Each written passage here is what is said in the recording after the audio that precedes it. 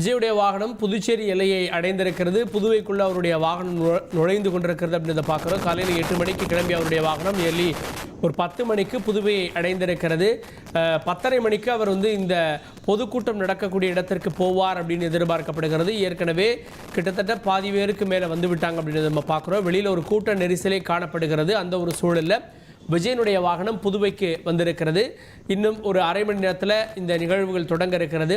குறிப்பாக 12 மணிக்குள்ளே இந்த நிகழ்ச்சிகள்லாம் முடிக்கணும் அப்படின்னு ஏற்கனவே காவல்துறை அறிவுறுத்தியிருக்கக்கூடிய சூழலில் புதுவையை விஜயனுடைய வாகனம் அடைந்திருக்கிறது அப்படின்றது நம்ம காட்சிகளில் பார்க்குறோம். இன்னும் சில நிமிடங்களில் விஜயுடைய வாகனம் அந்த பொதுக்கூட்டம் நடக்கக்கூடிய உப்பளம் சாலைக்கு செல்லும் அப்படின்னு எதிர்பார்க்கப்படுகிறது. நேற்றே விஜய் போவார் அப்படின்லாம் சொல்லப்பட்டது.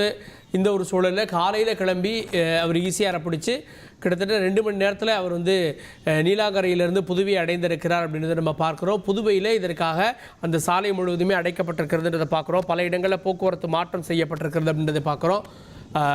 சில சாலைகளில் போக்குவரத்து நெரிசல் அப்படின்ற காட்சிகளும் நமக்கு கிடைக்கப்பெற்றிருக்கிறது. 2 மணி நேரத்தில் விஜய் இப்போது வந்திருக்கிறார். இதே மாதிரி தான் காஞ்சிபுரத்துக்கு அவர் 2 மணி நேரம் ஆச்சு அவர் வர்றதுக்கு அப்படின்றது நம்ம பார்க்குறோம்.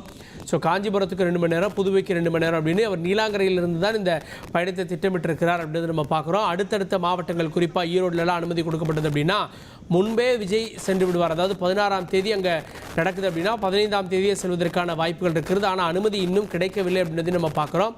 ஸோ விஜயனுடைய வாகனம் இப்போது புதுவை எல்லையை தொற்றிருக்கிறது அப்படின்றதை நம்ம காட்சிகளில் பார்க்குறோம்.